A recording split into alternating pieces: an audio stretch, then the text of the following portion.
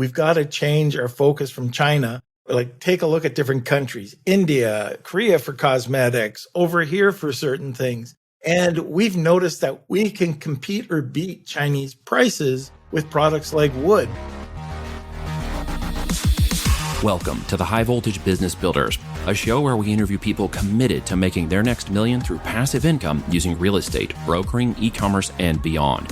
If you're a passionate business builder yourself, visit voltageb2b.com to get in touch now. Hey guys, thanks for coming back to the call with me. It's Neil here on the High Voltage Business Builders podcast. I have Norm Farrar. I'm going to pronounce that wrong. Did I pronounce that wrong? No, you're perfect, 100%. Okay, cool. I should have asked that earlier because I know people always ask if my last name was acronym. It's not an acronym. It actually is my last name. So welcome to the call. Thanks for where in the world are you? Let's start out with that. And you don't have to give us your address, but where in the world are you today? I'm about 2 hours north of Toronto. North of Toronto. Okay, great. Fantastic. And so you are obviously in the Amazon space. I know that. Yes. You've been in it for a while. You are what I like to call in the world of Amazon a business builder, not just a business flipper, a product flipper, or any by other means. You are building businesses and brands on Amazon, which is why I love to have you here and talk a little bit more about that. So let's unpack some of that, like with your experience. Tell us a little bit about you and how you got involved in Amazon and how you got to be where you are. Give us some download here. It goes back to early on, and I won't bore you with that, but I was involved with a promotions company. It was a very popular promotions company. And the reason why it was popular is we changed a lot of the ways that, you would sell a coffee mug. A coffee mug's a coffee mug. My partner and I came up with this idea of, how do you build perceived value?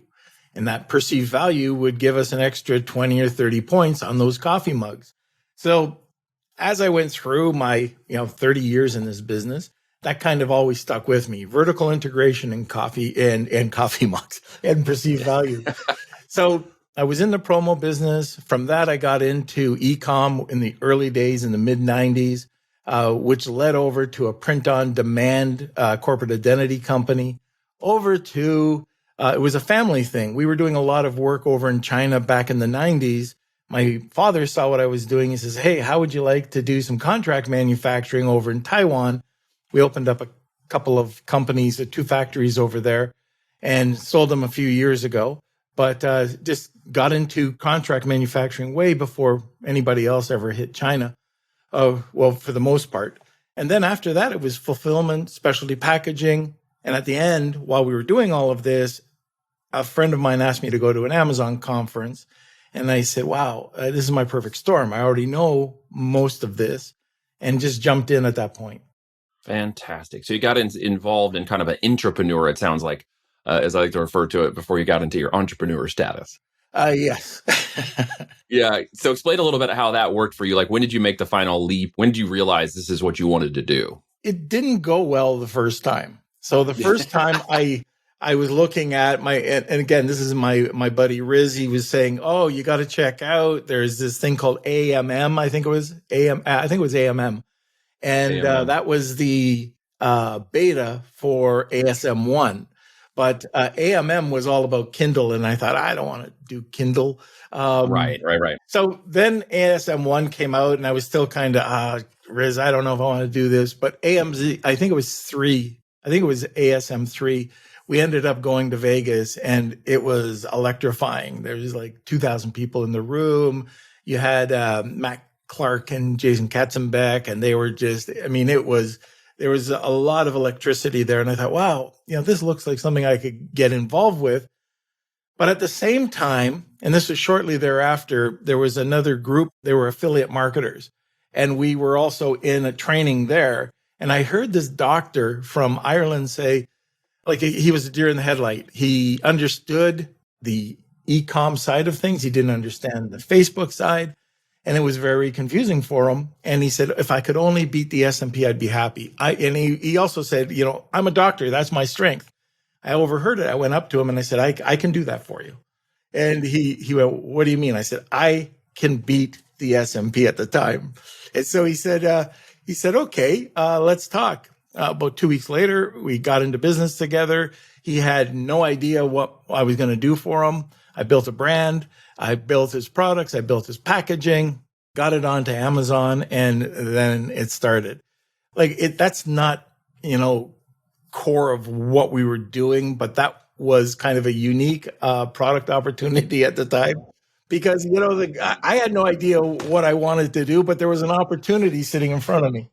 Well, and that's how we get our breaks sometimes, right? It's like, what is that opportunity setting in front of us? And before, it's funny you mentioned ASM because so many people got their start to some degree, Yeah. 5+ years ago, if you will.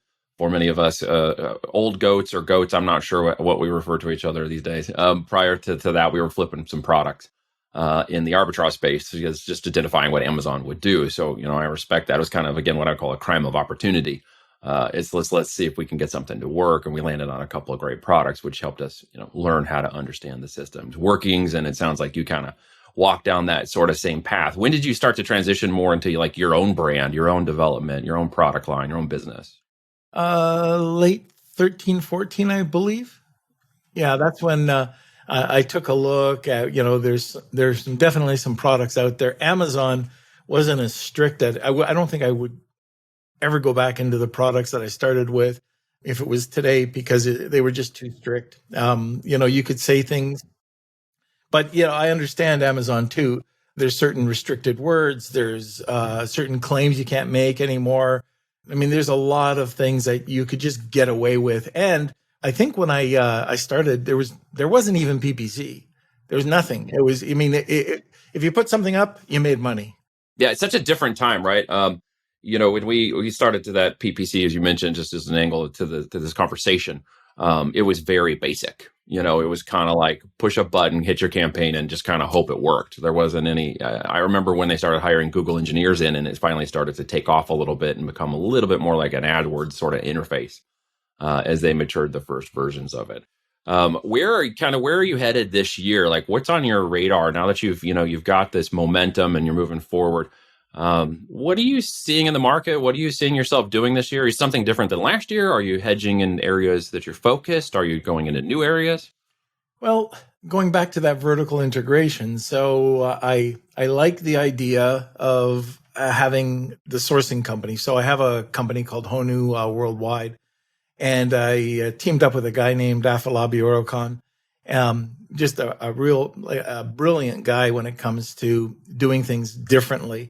Anyways, it's a product, and I think this is a huge thing for what's going next in Amazon is product innovation. So he's a design engineer, and you can't sell a Me Too product on Amazon anymore. You can't do that. You have to do something different, and you have to have competitive research or competitive analysis. And if you own the team that finds the products and gets, has a handle on the supply chain management, that helps out. So that's the first step. The second step is to have a company that I have a bunch of contractors that work with me. I only have 1 or 2 full-time employees, but just being able to go out, if I need to have a great copy, get a great copywriter. If I need to have influencers, if I have to go live, if I have to do all these things that Amazon's saying that they want, which is building a brand right now, I want to surround myself with. And I did with PR Reach. So PR Reach is a company that started out as press releases. We've evolved over time. And now we're more of a content marketing company, influencer marketing company, more of a media relations company. So that helps with any of the brands that we're working with. And then at the end of the day, Tim Jordan approached me last year and he said, hey, look, I have this thing called Private Label Legion. Would you like to get involved with it? All we're doing is just sharing our network, with people. And that's a freebie. And then we have this mentoring program. It's called Centurion League, which if somebody wants to go to the next step, you can go, you join up, very inexpensive. It's like $199 a month, and you can learn. Well, this has evolved now into what we think there was some lacking in the industry is the Mexican sourcing. Like right now, we've seen a turn. Afalabi, he said, look, we've got to change our focus from China. Like, take a look at different countries, India, Korea for cosmetics, over here for certain things. And we've noticed that we can compete or beat Chinese prices with products like wood, believe it or not, or changing materials, looking at it differently. And then Tim and I were talking with Amy Weiss, and it was like, we got to take a look into Mexico or into South America. And that whole conversation turned into, why don't we do an event? And now this, I mean, I don't even think it's announced yet, but this event is going to be in Mexico. And we've got Alibaba involved. We've got all the main players are involved helping sponsor, but it's going to showcase suppliers, manufacturers in Mexico for the most part, as well as South American, Central American manufacturers, which I don't think has been done or not in a huge way. We've been talking about last quarter, which is actually one of the reasons why Amy came on here in one of my recent podcasts that hasn't been published yet. It'll be coming out soon, in which we unpacked that just a little bit. And I know she was involved in talking with you about opening the Mexico channel because we've also been digging into it, just based on sourcing. And as you said, and this is very relevant to anybody listening, everybody wants to default to China constantly, like as the only support, source and pipeline and chain. And you've mentioned 3 or 4 places in India. We get stuff from Italy, and we've been opening doors into Mexico. There's a lot of opportunity, I think, I've seen, and maybe you can echo from what you've said just now in the last couple of years, based on logistics and supply chain challenges. A lot of doors have been opened into other countries and pipelines of products that not everybody is considering if they stop to think about it. And there's something else you said that I want to talk about for just a second, and that was obviously brand diversification, and branding is a huge component you've mentioned. Can't just do a Me Too product on Amazon, something we've also echoed for a while now. You've got to differentiate, create that USP, that unique selling position. How are you helping others see that in the way that you do it? How are you helping them see brand creation? Well, that goes back to perceived value. What I found, and I just did this for a Centurion, I took Dead Sea Mud and I said, I don't care if this is this product or any product. You'll pick any product on Amazon. You'll see typically there's 3 levels. You've got the bottom feeders, which are just product cannibalization. You're working for nickels and dimes. So in this case, for Dead Sea Mud, it was an 8-ounce Dead Sea Mud for $6.97, up to, I think it was $12. Then you had the mid tier, and there was prices in between, but typically it was $20 up to about $40.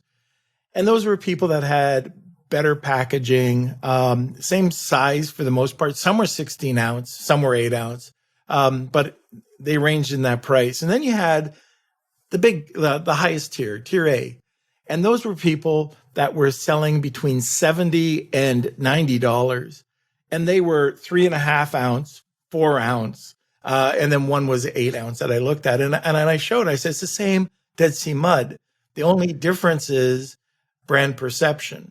And if you go with somebody who's going to build a $5 templated logo around this, and you're going to go with the same jar that the manufacturer goes with all the time with everybody, then you're never going to be able to get your product out there. The people that had 3.5 ounces of Dead Sea Mud selling at, and I believe this was $90. I believe it was. But it's in that top tier.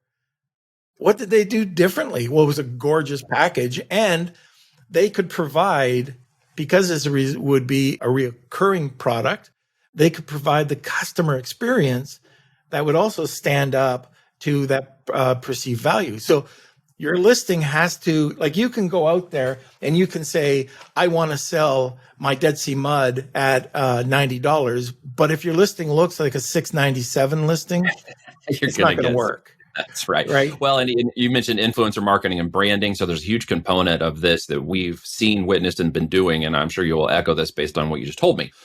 If you get enough influencers to say, this is the product and here's the differentiation, and you just see that message and build that narrative, you're going to help elevate your product perceived value, right? Right. That's absolutely. You can't get perceived value from your friends and family. You have to go out to the marketplace and see what real people think about your product. And that could be as simple as going to Usability Hub or PickFu and asking people what they think of the product or the brand. And I call it the Brady Bunch effect. So you surround your product with your competitors, And if you can equal or do better than your competitors, you're on track. But if you don't, go back to the drawing board. Yeah. No, I love what you're talking about here because we echo this constantly. The three avatar tiers within Amazon, everybody wants to get into this, what I call the mosh pit of Amazon, which is that, bestseller badge choice kind of level of $30 or less products where the people are slamming around and it's just a nasty, sweaty mess. You're talking about second and third tier products. Those avatars are on Amazon, and it's great to hear you echoing that because that's where we play. And I know that's what you're talking about and what people should get out of listening to this today.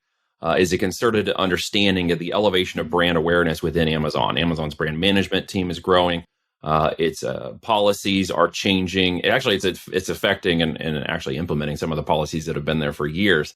We're just finally starting to see them execute some of them, which is cool for those of us in the brand space. Not so cool for those who are just sort of going for profit flips on Amazon. Now, you mentioned something else. Profitability is what I took out of what you said in terms of the ability to supply more to the customer. More value, more perceived value, more intrinsic value comes from the profit of that. Would you agree with that? Yeah, I can give you, if you want to talk profitability, perceived value also helps you with profitability. And I'll give you an example. So this is a brand that we brought to market. This was a client, and they brought us a knife. And it was basically a layered Damascus steel knife. I had 67 layers of steel, blah, blah, blah. Okay, it was a knife, $16. And there was other people that were selling it online for $49. He was already online at $49. It was a clamshell package, which was ugly. It was a clamshell. So you've got this $49 knife you get, and people get it, and they say, yeah, it's $49. So we told them, look, get a hard, rigid packaging with a magnetic flip and a message on the inside. Put the knife in like a compression or an EVA foam. And so we brought it out at $79 and we got it up to $124. And then it stays between $99 and $124, $16 knife. Then we thought, wow, why don't we hammer the steel? So we make it a little bit different. It's a hammered steel Damascus knife, same knife, except hammered. And we'll put it in a wooden case. And then in the wooden case, let's bring it out at $224. So you've got a $16 knife, and the same rule applies. Tier one is you've got the $34 to around the $50 range. The second tier, which is the $70 to about the $125-ish range. And then you've got the top tier, which we're not even at the top of the tier. Top of the tier for those knives are up to around $350 plus. Yeah, $350 or about, yep. Yeah, it's just that I call it the iPhone effect in terms of their branding and the feeling and the weighting of the package and the perceived immediate aspect that product emotionally feels to the customer when they grab it. There's a big difference if it doesn't have Chinese packaging on it. And if it actually has a really brand good perception. And it's great what you're saying, because I think if someone's listening to what Norm is saying today, and hopefully you're taking away some amazing things from this and that is a reminder that if you're going to compete in the brand marketplace, if you're actually going to compete in Amazon or anywhere in the e-commerce marketplace today, including Amazon, you are going to have to step up your game when it comes to the branding, the perceived value, and the price points of your products, or we're going to eat your lunch. Right. Yep, exactly. Is there something that maybe you can leave us with today? One amazing tip or just some thought or one thing you'd love to share at the last moment here with folks that you feel would be a great takeaway for them? Probably right now, if we stay with the branding side, is brand consistency.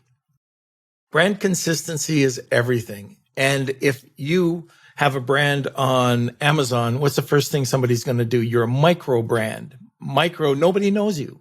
And even if you sell $10,000 or $100,000, nobody knows you. So they're going to go onto Google and they're going to try to find you. And if you have a Shopify page that sucks, or if you've got some designer that you got for $200 and doesn't bring across your brand, it doesn't have to be expensive, but it's got to be consistent. Same thing with your social media. It's got to be consistent. Probably the biggest thing that you could do is create content.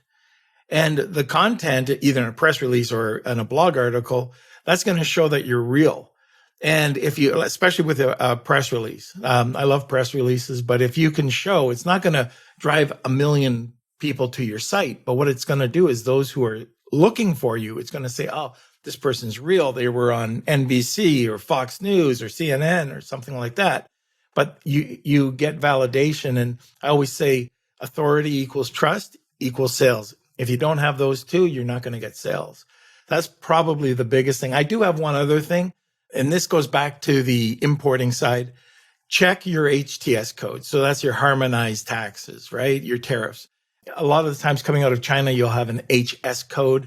US doesn't recognize that. It's an HTS code. And a lot of the times they're wrong. We've saved anything from a few $1,000s up to $60,000 on a shipment because we just reclassified it. So you want to make sure, and I'll give you an example. So one of my products is soap, and I'm in the business, and I thought, okay, I'm selling this olive oil-based soap, this natural soap. Okay, great. I didn't realize that if I put it under Castile soap, which is 100% the truth. You can't lie because you'll get in a ton of trouble if you ever get caught, and you will get caught. But Castile soap is all olive oil based. Mine was olive oil based. 0. So there was 0. I just saved 17% on my cost of goods. So this happens daily. That's probably one of the biggest things. And of course, if we're looking about supply chain management right now, what can you do locally? There's certain things you can't do. What can you do locally? Can you change anything about it? That is, I think, over the next year is going to be huge, going into the South America, Central America, Mexico, North, and United States, Canada as well. So source locally. Okay. Fantastic insights, Norm. Those are amazing. Guys, I hope you paid attention to that, especially those of you who are already selling. That was a big pro tip.